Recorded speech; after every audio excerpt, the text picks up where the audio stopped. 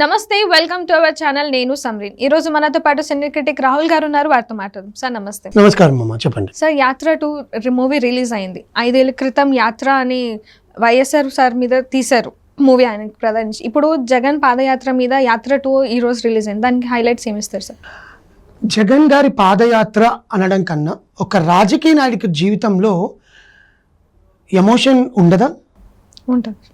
ఉంటుంది కదా. ఒక రాజకీయ నాయకుడికి అంటే ఒక మనిషే కదా ఆయన కూడా. సో 2011లో దివంగత శ్రీ వైఎస్ రాజశేఖర రెడ్డి గారు చనిపోయిన తర్వాత ఆయన చనిపోయిన దగ్గర నుంచి సినిమా స్టార్ట్ అవుతుంది. ఆయన రెండోసారి ముఖ్యమంత్రి అవ్వడము, రచ్చబండ కోసం వెళ్తుంటే అక్కడ యాక్సిడెంట్లో ఆయన చనిపోవడంతో సినిమా స్టార్ట్ అయ్యి 2011లో అధిష్టానాన్ని ఎదిరించి తను ఎలా మెజారిటీతో గెలిచాడు. తర్వాత 2014 నుంచి 2019 ఎలక్షన్స్లో ఆయన చేసిన పాదయాత్ర, ప్రతి గడప గడపకి వెళ్ళి జగనన్న అని పిలిస్తే నోరారా నేనున్నానమ్మా, నేను విన్నాను, నేనున్నాను అని చెప్పి వెళ్ళి చేసింది ఈ సినిమాని సినిమా లాగానే చెప్తున్నానండి. నేను రాజకీయ విశ్లేషకుని కాదు, రాజకీయ పరంగా నేను మాట్లాడట్లేదు. ఒక సినిమాని చూసిన సగటు ప్రేక్షకుడిగా చెప్తున్నాను అనమాట. దర్శకుడు మహి వి రాఘవ్ యాత్ర తీశారు, మమ్ముట్టి గారిని పెట్టి. అదే సేమ్ మహి వి రాఘవ్ గారు ఇదే సినిమాని కూడా తీశారు. సో ఆయన ఎంచుకున్న ఫస్ట్ ఆయనని అప్రిషియేట్ చేయడం ఏంటంటే ఆర్టిస్ట్లని పికప్ చేసుకోవడం. జగన్ గారి లాగా ఉండాలి అనుకుని జీవానికి పికప్ చేసుకో. ఆయన బాడీ లాంగ్వేజ్, ఆయన మీసం దగ్గర నుంచి, ఆయన నడక దగ్గర నుంచి, ఆయన హ్యాండ్ పోస్టర్స్, ప్రతి ఒక్కటి సినిమాలో చూస్తుంటే కొన్ని సీన్స్ అయితే అసలు జగన్ అన్నే ఉన్నారా, వైఎస్ జగన్మోహన్ రెడ్డి గారే ఉన్నారా అని ఉంటుంది అన్నమాట. సో ఇంకా మనం చెప్పాలంటే దీంట్లో శుభలేఖ్ సుధాకర్ గారు నటించారు ప్రతిపక్ష నాయకులుగా. ఇందులో ఇంకొక ఆర్టిస్ట్ సాయి మంజర్కర్ గారు, శరత్ మంజర్కర్ గారు నటించారు ఇంకొక ప్రతిపక్ష నాయకుడిగా. ప్రతిపక్ష నాయకులు చేసిన అడ్డంకుల వల్ల ఈయన ఎన్ని ఎదుర్కొన్నాడు అనేది సినిమాలో చూపించారు.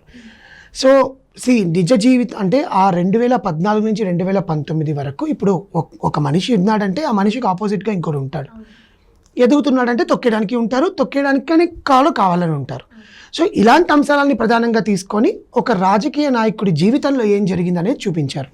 ఇందులో ఏ పార్టీకి నేను మద్దతు తెలపట్లేదండి, ఏ పార్టీ గురించి నేను చెడుగా మాట్లాడట్లేదు. ఇక్కడ ఒక సినిమాని చూసొచ్చిన ప్రేక్షకుడిగా సినిమా వాల్యూస్ ఎంతవరకు ఉన్నాయి, ప్రొడక్షన్ వాల్యూస్ ఎంతవరకు ఉన్నాయి, టెక్నీషియన్స్ ఎంత బాగా చేశారు, ఆర్టిస్టులు ఎంత బాగా చేశారు, సినిమా చూడొచ్చా లేదా అనేది నా రివ్యూ. ఒక జనం దగ్గరికి వెళ్ళి పాదయాత్ర అంటే ఏంటి అనేది చూపించడము, పవర్ఫుల్ డైలాగ్స్, ఆయన వ్యక్తిత్వం ఎలాంటిది, ఆయన పట్టుదల ఎలాంటిది, ఒక మనిషి సంకల్పిస్తే ఎంతకైనా తెగించే ఒక మనస్తత్వం ఎలాంటిది అనేది ఈ సినిమాలో చూపించారు. టెక్నికల్ వాల్యూస్ బాగానే ఉన్నాయి. సంతోష్ నారాయణ మ్యూజిక్ బాగుంది, ఎడిటర్ గారు బాగానే చేశారు. కొంచెం ల్యాగ్ అయింది, కొంచెం కట్ చేసి ఉంటే బాగుంటుంది. మమ్ముట్టి గారు నిజంగా వైఎస్ రాజశేఖర రెడ్డి గారి పాత్రలో జీవించేశారు. జీవా గారు దానికి తగ్గట్టుగా యాక్ట్ చేశారు. కొన్ని డైలాగ్స్, కొన్ని అసెంబ్లీలో ఒక సీన్ ఉంటుందండి, అసెంబ్లీలో సీన్ అయితే చాలా గూస్ బంప్స్ తెప్పిస్తుంది. అంటే ఒక సినిమా ప్రేక్షకుడిగా ఒక 70mm స్క్రీన్ మీద మనం చూస్తున్నప్పుడు ఎలా ఉంది, ఒక ప్రేక్షకుడిగా మనకు ఆనందాన్ని ఇచ్చిందా, ఒక పర్సన్, ఒక రాజకీయ నాయకుడి జీవితంలో ఇంత జరిగిందా, అది చెడు కావచ్చు మంచి కావచ్చు అనేది ఈ సినిమాలో చూపించారు. సో ఇంకా చెప్పాలనుకుంటే హీరోయిన్ అంటే జగన్ గారి భార్య సతీమణిగా నటించిన ఆ అమ్మాయి కూడా చాలా బాగా నటించింది. భర్తను ఎలా ప్రోత్సహించాలి, భర్తకి ఎలా సలహాలు ఇవ్వాలి, అసలు ఏంటి భార్య అంటే భర్తకి అండదండగా ఉండాలని చూపించారు. సో ఇంకా కాంట్రవర్సీస్ గురించి మనం మాట్లాడుకోవాల్సిన పని లేదు, ఎందుకంటే రాజకీయ పాలిటిక్స్ గురించి ప్రతి ఒక్కరు మాట్లాడుకునేది. మనం సినిమా టెక్నికల్ గురించి మాట్లాడుకుంటే సినిమాని సినిమా లాగానే చూపించాడు. ఇందులో ఎవరిని కించపరచలేదు, ఎవరిని హైలైట్ చేయలేదు. ఆయన జీవితాన్ని ఆధారంగా తీసుకొని చేయాలనుకున్నారు, చేశారు. ఇప్పుడు మహానటి సావిత్రి గారి గురించి ఎలా తీశారు, అలాగే యాత్ర 2 కూడా తీశారు. ఇందులో మనం ప్రతిపక్ష నాయకుల గురించి ఏమైనా మాట్లాడుకోవాలా, లేకపోతే వాళ్ళు ఎందుకు ఇలా కుట్రలు చేశారు, వీళ్ళు ఎందుకు ఇలా చేశారు అనేది ఈ సినిమా పరంగా నేను మాట్లాడదలుచుకోలేదు. ఎందుకంటే రెండు తెలుగు రాష్ట్రాల్లో సినిమాని అభినందించే వాళ్ళు చాలామంది ఉంటారు కదా. సో అలా అభిమానించే ఒక అభిమానుడిగా సినిమాని అభిమానించే ఈ సినిమా నిజంగా బాగుంది. సినిమాని సినిమాలాగా చూడండి. ఇందులో మా వాళ్ళని ఇదన్నారు, మా వాళ్ళని ఇలా చూపించారని అనడం కన్నా సినిమాని సినిమాలాగా తీసుకుంటే రాజకీయం వేరు, సినిమా వేరు అనేది మనకు స్పష్టంగా కనిపిస్తుంది. సో జనాలందరినీ నేను నా సొంత రివ్యూగా నేను చెప్పేది ఏంటంటే, నాకు సినిమా నచ్చింది, నేను చూశాను. ఇందులో నేను ఒక పార్టీకి సపోర్టు కాదు, ఒక పార్టీకి నేను అగైనెస్ట్. బరి అంటారు, సినిమా బరి శుక్రవారం అంటారు, కానీ February 8th 2018 యాత్ర రిలీజ్ అయింది. అలాగే February 8th 2024 యాత్ర 2 రిలీజ్ చేశారు మహి రాఘవ్. డైరెక్టర్ కూడా చాలా బాగా క్షుణ్ణంగా డైలాగ్స్తో సహా తెలుగు పట్టులేని, జీవా తెలుగు మాట్లాడతారు కానీ ఇంకా బాగా చెప్పడము, అండ్ ప్రతి ఒక్క ఆర్టిస్ట్కి ఒక క్యారెక్టర్ ఇవ్వడము. అండ్ ఇందులో రోజమ్మ క్యారెక్టర్ కూడా ఉంది, ప్రజలు బాగా చూస్తారు. సో రోజమ్మ క్యారెక్టర్ కూడా ఆమె చేయడము, ఆమె యాక్ట్ చేయడము. ఇంకా సో ఆమె నేను సినిమాల్లోకి అంటే పొలిటికల్గా పరంగా మనం మాట్లాడుకునే టాపిక్ కాదు ఇది, సినిమా పరంగా మనం మాట్లాడుకుంటున్నాం కాబట్టి సినిమా టెక్నికల్ వాల్యూస్ బాగుంది, ప్రొడక్షన్ వాల్యూస్ బాగుంది. సెన్సార్ అబ్జెక్షన్ చెప్పలేదు, ఎందుకంటే ఇందులో ఎవరిని కించపరిచినట్లేదు, ఎవరిని ఏది లేదు. ఆయన ఏం చేశాడు 2011 నుంచి 2019 వరకు ఆయన ఏం చేశాడు అనేది మాత్రమే ఈ సినిమాలో చూపించడం జరిగిందమ్మా. సో ఈ మూవీలో జగన్ గారి పాత్రలో తమిళ యాక్టర్ జీవా గారిని తీసుకున్నారు అంటే స్పెషల్గా ఏమైనా కారణం ఉందా సార్? అలా చూసుకుంటే మనం అనుకుంటే 2018లో కూడా మమ్ముట్టి గారిని తీసుకున్నారు.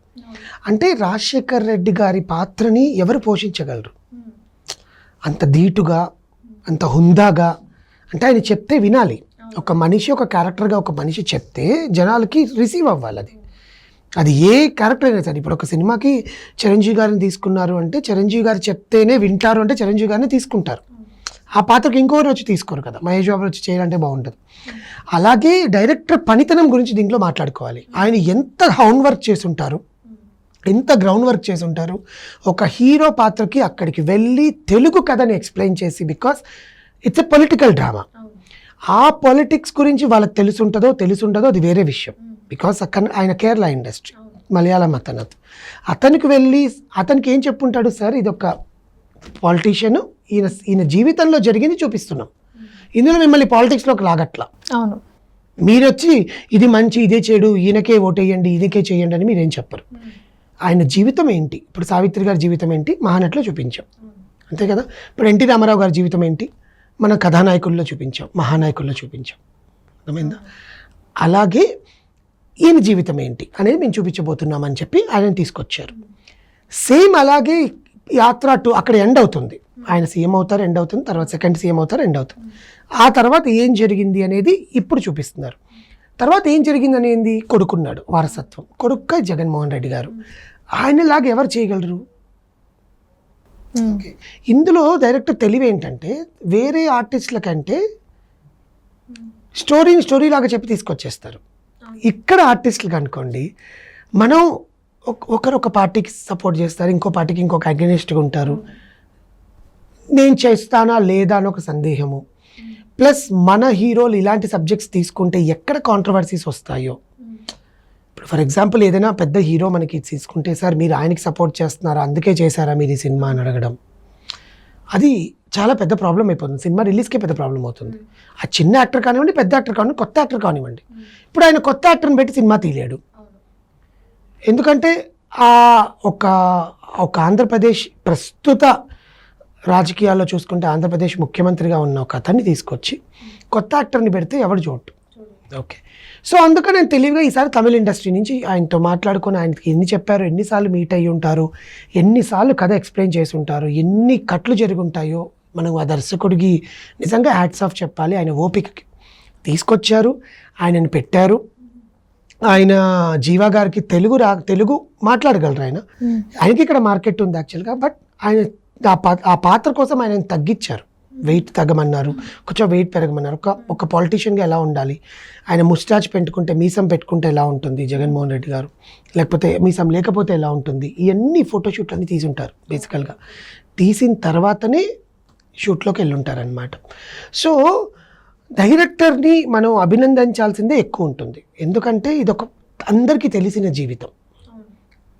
2 తెలుగు రాష్ట్రాల్లో ఆ పర్సన్ ఏంటి అనేది తెలిసిన జీవితం. తెలిసిన జీవితాన్ని నువ్వు కథ రూపంలో సినిమాకి తీసుకొస్తున్నప్పుడు ఎక్కడ మిస్టేక్స్ చేయకూడదు. ఒక్కరిని ఎక్కువ అని చెప్పకూడదు, ఇంకోటి తక్కువ అని చెప్పకూడదు. ఉన్నవే చూపించాలి, లేనివి నువ్వు కల్పించి సినిమా కథ అని చెప్పి నేను అడ్వాంటేజ్ తీసుకుంటాను అని చెప్పి నువ్వు ఇంకోటి చేయకూడదు. సో ఇవన్నీ మైండ్లో ఉంటాయి డైరెక్టర్కి. ఆయన దీంట్లో సక్సెస్ అయ్యాడు, మహి యాత్రలోనే సక్సెస్ అయిపోయాడు. దీంట్లో ఎమోషనల్ బ్యాక్డ్రాప్, ఎమోషనల్గా కనెక్ట్ అవ్వడము, ఆయన జీవితంలో చేసిన పాదయాత్ర వల్ల ఎంతమంది కుటుంబాలు ఎట్లా కనెక్ట్ అయ్యాయి, అండ్ నందిగామ ఎంపీగా ఒక పర్సన్ని పోటీ చేయడం దాని గురించి, ఎలక్షన్స్లో ఆయన ఎలా సీఎం 2019లో ఎలా అయ్యాడు, ఇవన్నిటికీ అందరికీ తెలిసిన అంశాలు. కట్లకు కట్టుకట్టినట్టు, అంటే పాలిటిక్స్లో ఉన్న వాళ్ళకి, రాజకీయాలంటే ఇంట్రెస్ట్ ఉన్న వాళ్ళకి, నార్మల్ సాధారణమైన ప్రజలకి, ఓట్లేసిన ప్రతి ఒక్క ప్రజలకి తెలుస్తుంది. దాన్ని సినిమా రూపంలో ఎవరిని హర్ట్ అవ్వకుండా, ఇప్పుడు కొన్ని వర్గాలు కొట్టుకుంటాయండి, ఒకవేళ కాంట్రవర్సీస్ ఉంటే దానివల్ల ప్రాణ నష్టం జరిగేది కూడా ఉంటుంది. అలాంటివన్నీ కాకుండా డైరెక్టర్ సినిమాలాగా తీశాడు.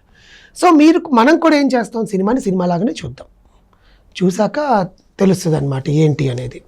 సో దీన్ని బట్టి నేను ఒక్క ప్రేక్షకుడిగా, సినిమా చూసి వచ్చిన ప్రేక్షకుడిగా చెప్పేది ఏంటంటే, ఇందులో రాజకీయ గొడవలకి ఏది తావులేదండి. ఎవరికి నచ్చినట్టు వాళ్ళు ఉండొచ్చు, ఎవరికి చూసినట్టు ఆ సినిమాని చూడండి, సినిమాని సినిమాలాగా చూడండి. ఒక వీకెండ్కి ఒక పొలిటికల్ డ్రామా ఇష్టపడే వాళ్ళు పొలిటికల్ డ్రామాని చూడొచ్చు. సో ఈ మూవీకి మీరు ఇచ్చే రేటింగ్ ఏంటి సార్?